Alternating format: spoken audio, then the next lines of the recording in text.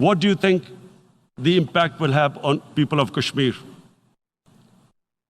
What do you think they will think? The way they have been boxed in their houses, treated like worse than animals, no rights. Thousands of all the political leadership has been arrested, taken out of Kashmir. Even those Kashmiri leaders who were pro-India have been taken out. 13,000 boys have been picked up and taken to God knows which destinations. So what do they think? What will the people of Kashmir do when they lift the curfew? They will be out in the streets. And what will these soldiers do? They will shoot them. They've already used pellet guns, blinded young boys. In the last 6 years, the 5 years, the oppression that has gone on in Kashmir. And so, Kashmiris will be further radicalized.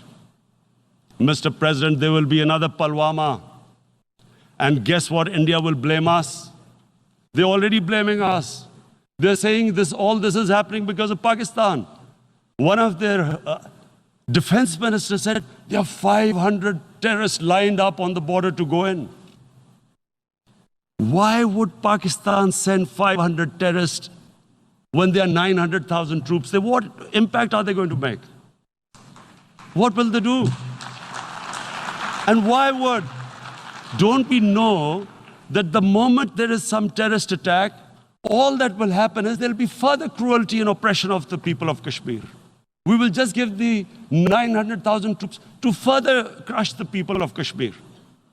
And then we'll give the Indian government an excuse that, look, Pakistan is a terrorist state, and this mantra that has gone on, Islamic terrorism. The moment you use this catchword, Islamic terrorism, the whole world turns away. No one talks about human rights. You can do whatever you want, which is what has happened in Kashmir, because they keep using this word, Islamic terrorism. And this is what they're doing right now. What do we benefit from further increasing the cruelty on the people of Kashmir? And why would we want this? But there is no other narrative left for India. As when they lift the curfew, whatever happens, Pakistan will be blamed, and there is always a danger of another Pulwama. They might come and bomb us again, and then another cycle might start. And what does Narendra Modi think that 180 million Muslims of India are thinking right now? Aren't they watching these Kashmiris stuck inside for 55 days they've been stuck in? Aren't they watching? What do you think? Don't you think that the Muslims will be radicalized in India? And I am talking about 180 million people. And when they get radicalized, there will be some incident in India somewhere down the line. Again, we will be blamed. And I'm warning you right now, again, we will be blamed. And Mr. President, what about 1.3 billion Muslims who are watching this? And they know that it is only happening in Kashmir because they're Kashmiri Muslims. This is not happening to Kashmiri Hindus.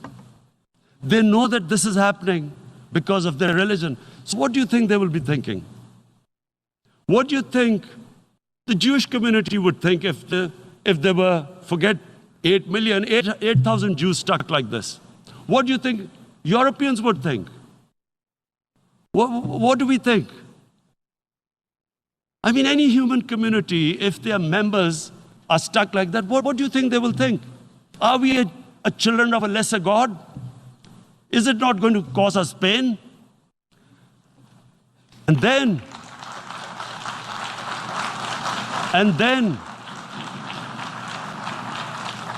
I'll tell you what will happen. People will, in the 1.3 billion Muslims, someone will pick up arms. I know we've been brought up with films, Western films. This good, decent guy doesn't get justice. He decides to pick up a gun and start seeking justice. There was a film made in New York, famous film called Death Wish. This guy gets mugged by and his family, his wife gets killed or something. He can't get justice. He picks up a gun and he goes around shooting muggers. And the whole cinema cheers him on. So what do you think the Muslims are thinking right now? If there is a bloodbath, there will be Muslims becoming radicals, not because of Islam, but because of what they will see, that there's no justice when it comes to Muslims. There were Rohingya Muslims, Myanmar, who are, God knows, almost 1 million people out, ethnic cleansing. What was the response of the world community? So what do you think will be the response of 1.3 billion Muslims? I picture myself. I'm in Kashmir. I've been locked up for 55 days. I have heard about, and there are rapes, Indian Army going into homes, soldiers. Would I want to live this humiliation? Would I want to live like that? I would pick up a gun. You're forcing people. You are forcing people into radicalization.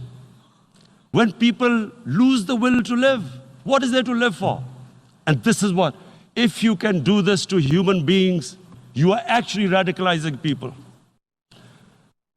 And so, Mr. President, I want to repeat here, this is one of the most critical times. There will be a reaction to this. Pakistan will be blamed. 2 nuclear-armed countries will come face to face like we came in February. And before we head in that direction, the United Nations has a responsibility.